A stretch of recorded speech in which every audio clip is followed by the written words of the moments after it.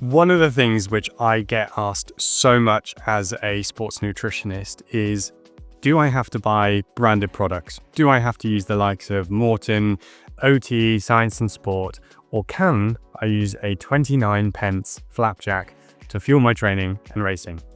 We're going to answer that in today's video. So I have Dan from TriathlonDan here with me, and you're going to help me out. Yes, and James, thank you very much for having me on. I'm not a sports nutritionist, but I still feel like this is my specialist subject. So I'm hoping to add a lot to this video today. Perfect. Well, we're going to talk through when to use these different products, when they might fit in terms of training, racing, and give you a bit of feedback on it. So if you've got questions, then please just drop them in the comments and we will get back to you. Yeah, who doesn't love a budget nutrition section? Perfect. Let's get in. Let's get stuck in.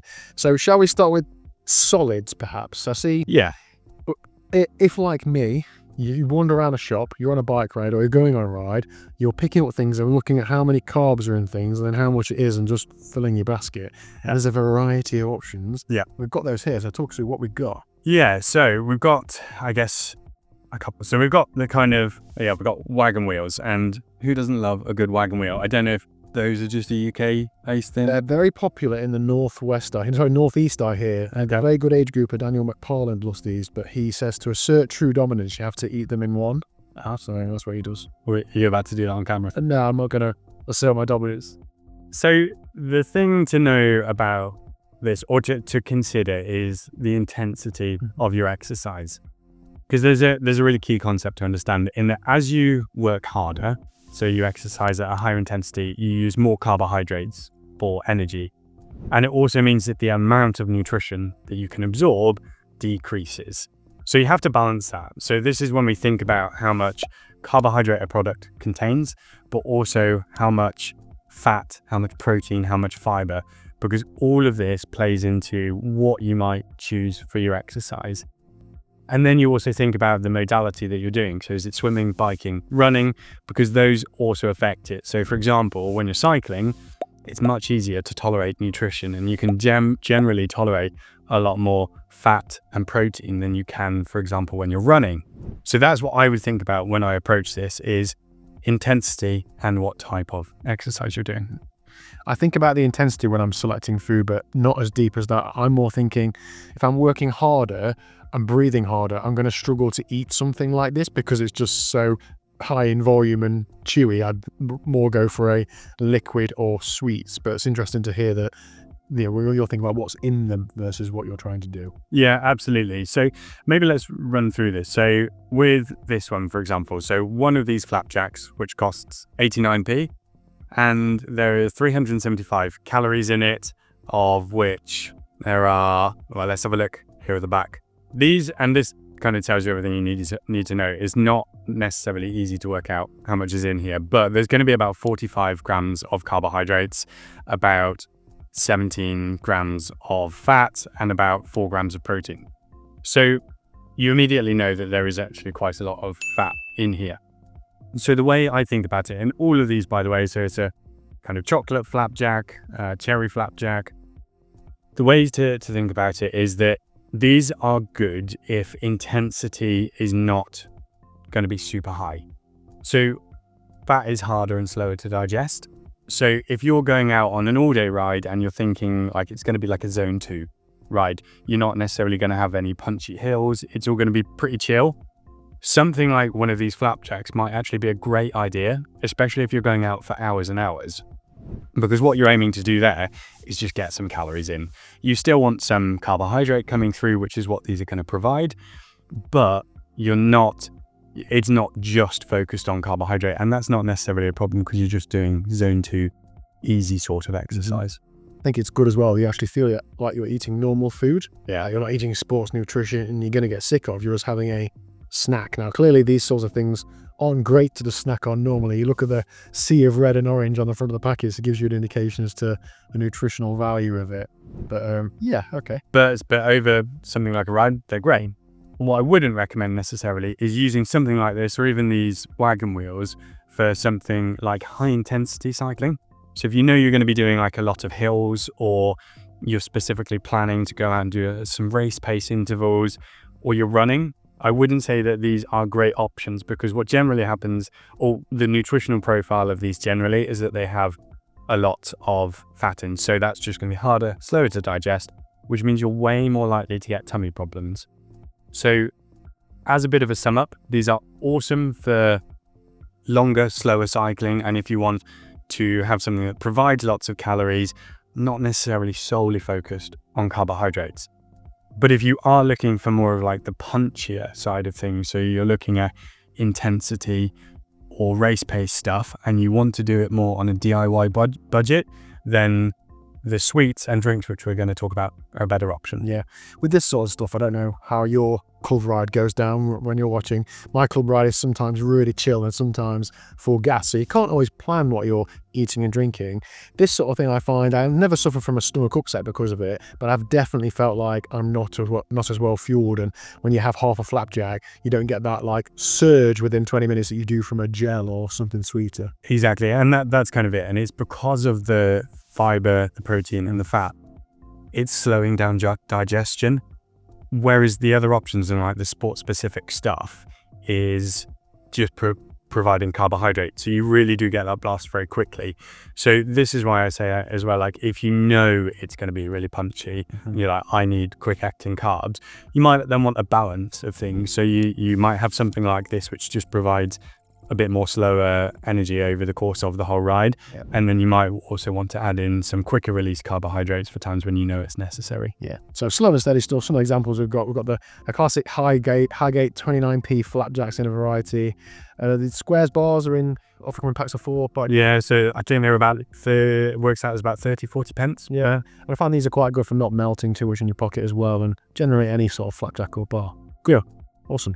So let's say I've gone on my club ride, James, and somebody has turned the screw a little bit and it's getting a bit punchy. I know it's going to be hard for a while, but I'm still thinking about my budget. Yeah. What sort of things should I be looking at? Yeah, so that's where these really simple, easy to digest carbohydrates come in. And that is the things that you might think about, like Haribo, squashies, all things that we've got here. So these are fantastic at providing carbohydrate in a really simple fashion. So if you look at the nutritional value on the back of these, if you look at the protein, the fat, and fiber, it doesn't even list it, it's 0, essentially. So you know with these, you are just getting carbohydrates. In terms of the actual carbohydrates it provides, it's not really any different to the sport-specific products. And this is why I find it so interesting, is you are essentially getting the same thing. It's just not wrapped up in sports packaging with marketing, everything else. But if you have 50 grams worth of that, and that's going to give you about 30-40 grams of carbohydrates for probably about a fifth, maybe a sixth of the price of something like a gel. So it's really quite incredible, the difference. Yeah, it's not even just the cost, it's the availability as well. If you stop at a petrol station, yeah, you're not going to find an OTE gel, but you will find a packet of Haribo. Professional triathlete Nikki Bartlett, I know, has a lot of normal food in her race day plan, and she often has something that she looks forward to at a certain point. So if you really like squashies, well, you could have them in your race plan or your ride plan or training session. When I get to that last hour, I'm going to have some of these. It's a treat in it, and it gets you through it. I think this sort of thing can be used for that purpose as well. Exactly. And I think there is this perception that just because they don't have a packet that suggests I'm sports fuel, it's like, oh, well, that's actually not going to be very useful or good for me. But the truth is, it's actually fantastic. I think where I would consider sports specific products over something like this, in my opinion, is that there are 2 main scenarios. The first is race practice. So if you know that in a specific race, you are going to be taking 1 OT gel every 30 minutes or a Morton 320 drink mix every hour, and that is your specific plan for the day, then practice with that in training. So you want to know that you tolerate it okay, that you like the texture, that's fine. And then in racing, I tend to stay away from this stuff, or recommend clients stay away from this during racing, just because of faff and mindset. So it's so much easier to have specific packaging which has the correct amount of nutrition in, and you know you're going to get that, and it just reduces stress. But at any other time, so when you're a lot of training volume, or it's not, you're not worried about race day stuff, these are fantastic, and they can be a really, really good way of saving money. Yeah, I have used most of these in races. Okay. And I've done all the decanting beforehand, so I find a top tube bag in a classic triathlete way works really well. I'll open these and just pour them in and some wine gums or whatever else.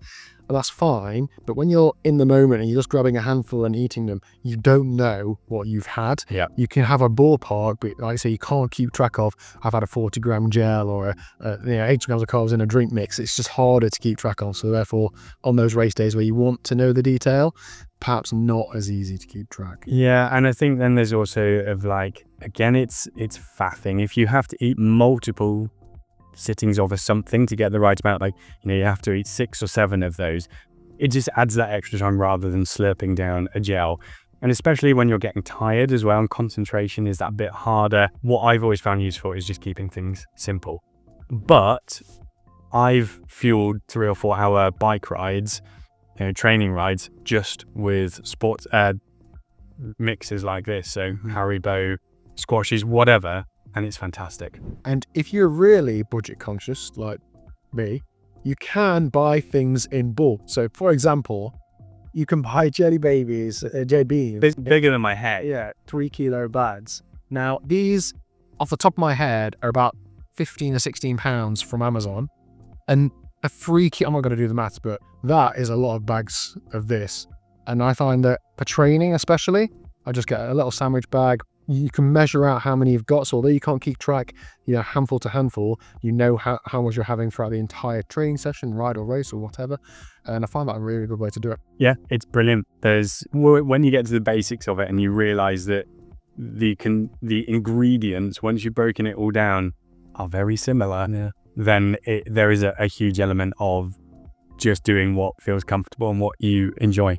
Yeah. Okay. What about all the things that we haven't talked about now down here? I've got a chocolate brownie in front of me. Does this have a specific use case? Is it for recording YouTube videos? It's for recording YouTube videos, yeah. This is for keeping me going. Is this not similar to our... Yeah, so I think that should have been... right. No, it's snuck over there. How about liquids then, James? So we know there's so much choice out there with carb mixes and electrolytes and all those different things, but what other options do we have?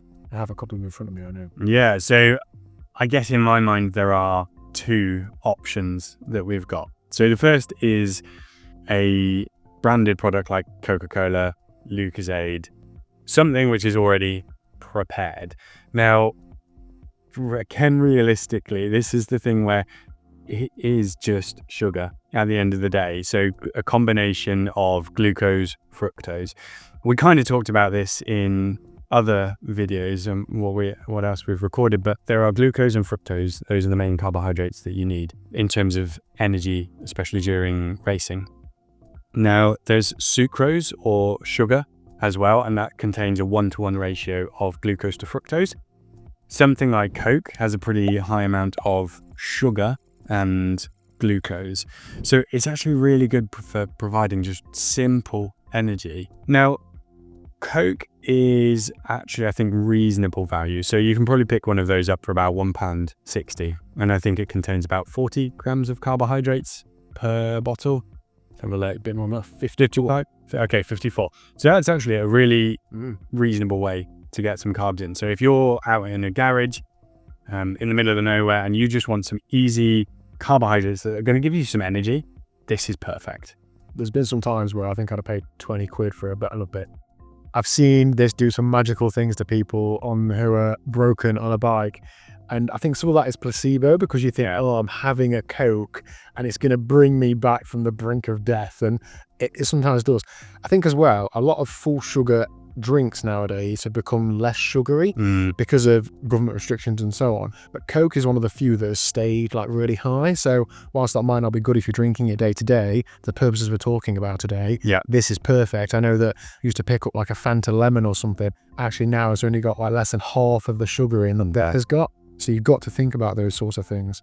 I actually had this. I did an event last year. The bike ride was 7 hours and I knew that it was going to get tough towards the end. And I planned it in that I had a squashy flask of flat Coke in and I was looking forward to it mentally, but when I had that Coke with about an hour to go left to go on a bike, I felt a surge. And whether that was real or not, I don't know, but it's because I was thinking this is good. You see that all physical aside, it really, really helped me. It can be fantastic, and you hear it in triathlons as well about people having flat Coke towards the end of Ironmans, and it really gives them a pickup. Yeah. And it does. It was like it was the brutal triathlon where you service yourself. So I actually had Lucozade for the whole ride, other than that one bottle of Coke. Yeah. And even though I mixed up this and the raspberry flavour, I was still a bit bored of it by a warm day drinking lots. Yeah. That really breaks it up, and it's good. But the Lucozade Sport is good too.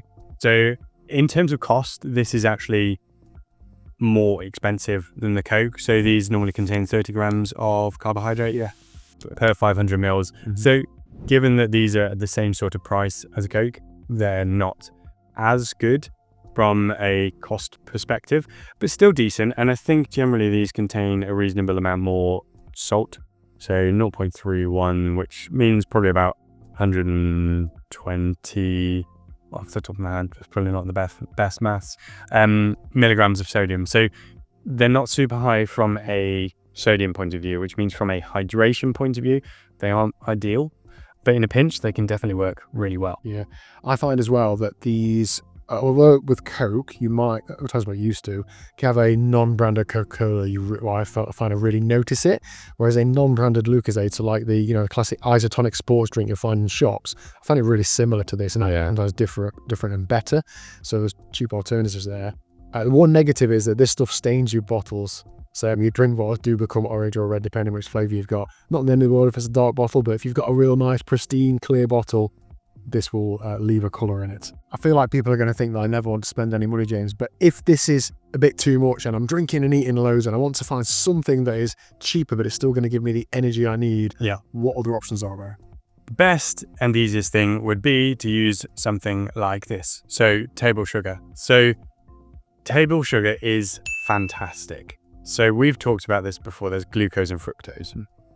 Table sugar or sucrose contains a 1-to-1 ratio of glucose and fructose, and it is pure carbohydrate. So it makes it really simple to know how much carbohydrate you're getting, and it means you can scale it up or down. The weight is the same. So if you have 50 grams of table sugar, you're having 50 grams of carbohydrates, and you're having 25 grams of glucose and 25 grams of fructose. So it's very, very simple. Because you can scale it up as well, you can use, or you can change that depending on intensity, duration. So if you want to make your own Lucozade, for example, which contains 30 grams of carbohydrates, you simply have 30 grams of table sugar and you're done. If you want to have an equivalent of a Morton drink where you want, or Science and Sport, where you want 80 grams of carbohydrates, you put in 80 grams of table sugar. And it is literally that simple. Now, the downside to it is that it is 1-to-1 ratio. So you don't get the whole kind of potential benefit of a bit more glucose than fructose. So you're somewhat limited, but it's fantastic. Perhaps the other downfall is that it is sweet. So if you've ever tried to have 80 or even 100 grams of table sugar, you notice it. The reason that sport-specific products, and this can be a positive for them as well, why they don't often taste quite as sweet is because they use maltodextrin. So maltodextrin is essentially lots of glucose molecules paired together in a long chain. And maltodextrin is typically not sweet, or is nowhere near as sweet. You might get a bit of sweetness to it. So it is why it's actually much easier to consume 100 grams of carbohydrates, but it doesn't feel like it's an absolute sweet overload. I see it quite popular in America and Australia, people making up sugar flasks, sugar water bottles. But just explain a bit more about people who make their own mixes at home. So maltodextrin, what other options have you got with, this has flavors in, some sodium in, what sort of things are possible? Yeah, so I mean, my favorite one, which I do, and I actually use this regularly for my own training, is here in England, you have fruit juice. I say fruit juice, it's essentially really concentrated juice, but it's often with sweeteners. So it doesn't really contain much in the way of carbohydrates, but it just contains a little bit of flavor. So you add, say, a tiny little bit of that, you add water, you add sugar, and then what I do as well is add table salt. So table salt is great as well. It is, again, the same sort of stuff that you find in most sport drinks, sport mixes. So table salt contains 6% chloride, 40% sodium, and the sodium is what we care about. So if you have a gram of table salt, it contains 400 milligrams of sodium. So it's actually a really nice way then that you can again scale up how much you have in your own DIY sports drink. So for example, what I might do is have a 500 milliliter bottle. I add in 30 grams of table sugar, a gram of table salt, and then a bit of juice. And then that's a really nice mix of hydration and carbohydrates. That's a really good way to personalize your nutrition plan. I see a lot of people do sweat testing and salt loss testing and all of that, but then the only way you can control how much you're taking is increasing the fluid that's got that stuff in it. Yeah. Otherwise, just stuck to the same ratios. Yeah, and so it can actually be really nice then, for example, if you're training in the winter and you know that actually you want to prioritize carbohydrates a little bit more on a ride, you might push the amount of carbohydrate in the drink mix that you create. Whereas let's say you're in the summer and you know it's going to be really hot, you know you're going to sweat a lot, and actually you want to have more salt because you're focusing on the hydration aspect. What all you do is just add more table salt to it, and actually then you have a much better hydration mix. Yeah, it's a bit of faff, and I've never done that sort of thing because of that, but I can see now how it's not just, it's a bit of faff and the only benefit is cost. It's a bit of faff, and there could be some performance benefits to it if you're personalizing it correctly. Yeah, absolutely. And also you really can tailor the amount. So if you know it's going to be a low intensity ride, and this actually comes back to what you talked about earlier, in that you might have a ride with the club where you know there's going to be some punchy segments. And what you want to do is balance having a bit of solid food with something which is much easier and simple to digest. So you might make your own table sugar drink, but then you might also have a flapjack as well. So then you balance it all from a DIY perspective. You know, you keep the cost down, you use simple things which you can just buy anywhere or you've already got in your house, but you really DIY and you don't have to have branded products for it. Yeah, I think this is how you make sport more sustainable for the average person. You learn about what you can, not survival, but use in training. And if you do events or races, think about what stuff you then use sports nutrition wise. But yeah, this sort of stuff you can get around. I use normal stuff like this 90% of the year. Yeah, absolutely. And that's also not to say that you have to use stuff like this as well. So you could use a banana. Yeah. You could use an oat bar. You get the Nature Valley granola bars. There's actually a whole range that you can use. And it comes back to what we talked about earlier, and just understanding a little bit more about the carbohydrate content, protein, fat, and what's in it. And then you can use that to just personalize your nutrition. So, James, I do eat and drink a lot of things like this, mostly when I'm training, sometimes when I'm not. And I know we have seen recently people like Lionel Sanders put videos up and he's talking about being pre-diabetic. Is this sort of stuff going to cause those things? Are there any other health concerns for eating lots of this stuff, or is it okay because I'm riding my bike? Yeah, the long and short there is it's okay because you're riding a bike. The whole thing with all of this is context. So when you're exercising, your body needs fuel. It has essentially unlimited amounts of fat for energy. Even the most leanest human has loads of it. We have a limited amount of carbohydrates, so we need that because that is what our body relies on during moderate to high intensity exercise. And even at peak stores after carbohydrate loading, we've only got enough for about 90 minutes of hard, steady exercise. So you put that into the perspective of a triathlete who trains every day, sometimes even for multiple hours a day, your stores are going to be on the low side of glycogen and carbohydrate. So when you put it into the context of exercise, it is simply fuel for your body. Yes. So it's providing glucose and fructose, which your body goes, oh yeah, I want this energy, and it helps to fuel it. So it goes essentially directly to your muscles to generate energy.